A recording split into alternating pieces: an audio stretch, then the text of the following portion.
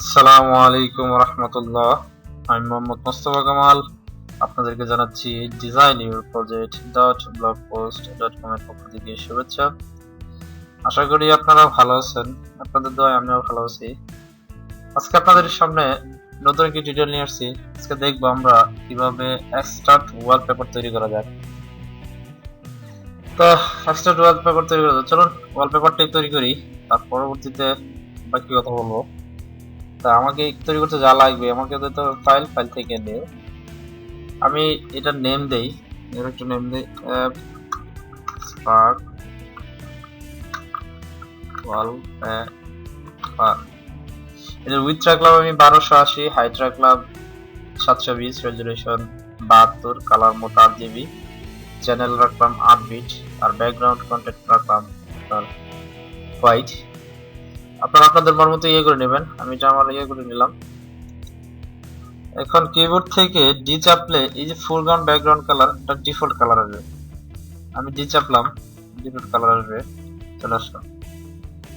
এখন আমি ব্যাকগ্রাউন্ডকে ফোরগ্রাউন্ডকে background colour করে উঠতে চাইলে এক্স চাপলেই হবে, দেখুন এক্স চাপলেই হবে, অথবা এই যে এটা তীরের মতো দেখতেছেন এটার মাধ্যমে করা যাবে, যে উপরে নিচে দিলে চলে আসবে।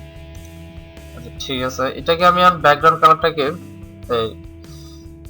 সাদা কালারটাকে আমি কালো কালার রূপান্তর করব। তার জন্য আমি প্যান বাকেট তুলে যেতে হবে। এখন আমি এক্স এর মাধ্যমে এটা কি করে দিলাম, এটাকে সাদা কালার থেকে কালো কালার রূপান্তর করব। তারপর আমার যেটা কাজ আছে, আমাকে লেজার টুল নিতে হবে। আমি লেজার টুলে গেলাম, সংক্ষেপে হচ্ছে আপনি লেজার টুল চলে আসবে। এইখান থেকে আমি আমার মন মতো আবার করি,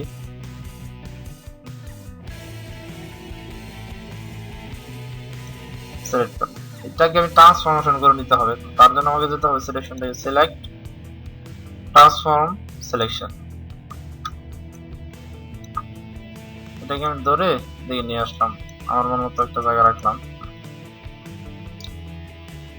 এটা মুভ টুলের সাহায্যে এটাকে আমি অ্যাপ্লাই করে দিলাম, বাটনটা দিলে অ্যাপ্লাই হয়ে যেত।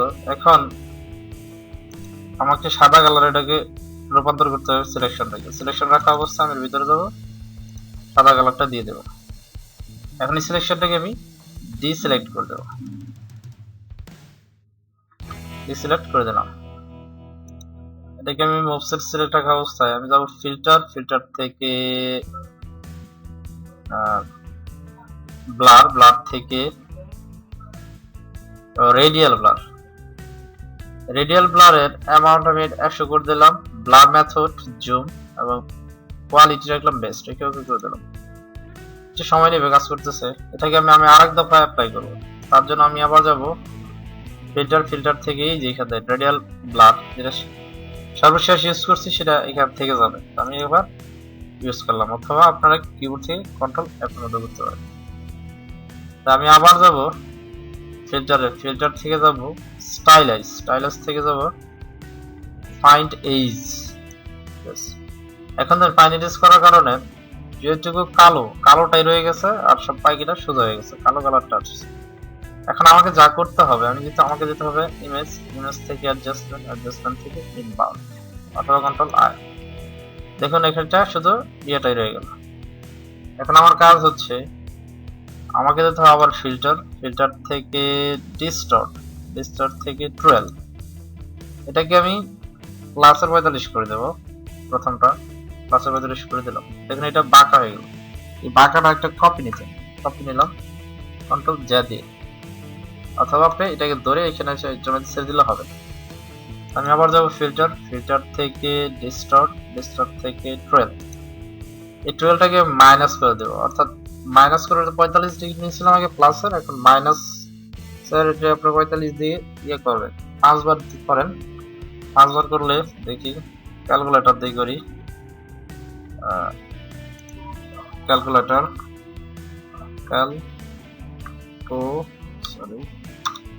ক্যালকুলেটরটা নিয়ে নিলাম, কারণ 5 into 45 225। 225 বেশি হয়ে যায়, এটাকে আমি কমিয়ে করি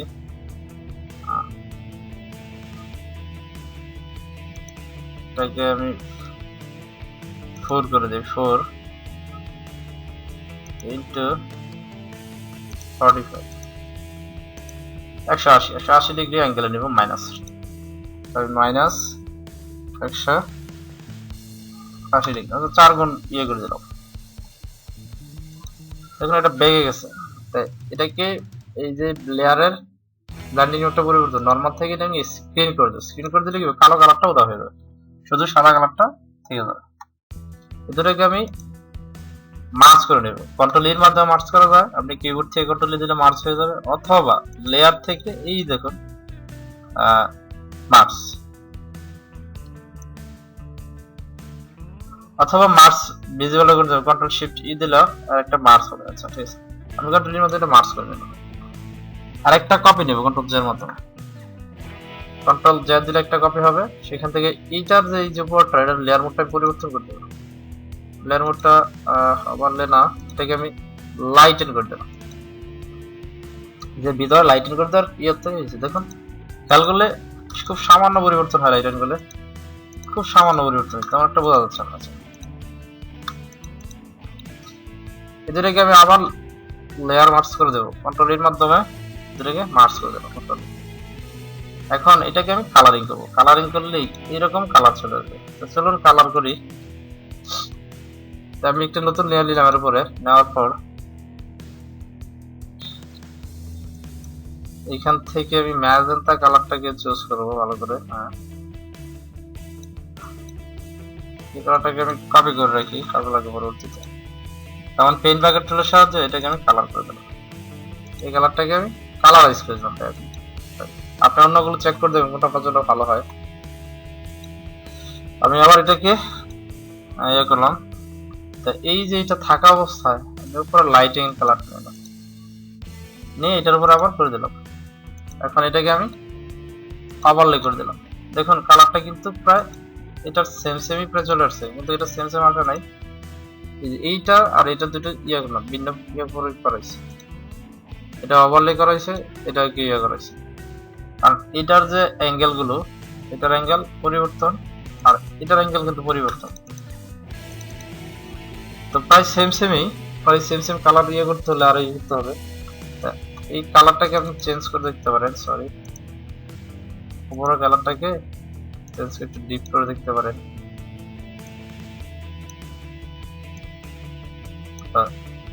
এরকম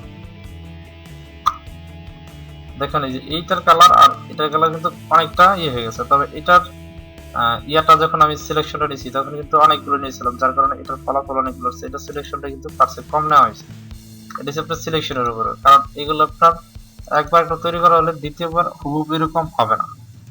তা আসি এখন মূল কথা, যেটা হচ্ছে আপনারা চাইলে আমার এই ব্লগে অংশগ্রহণ করতে পারেন।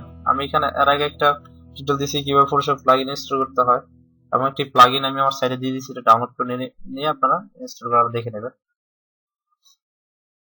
আর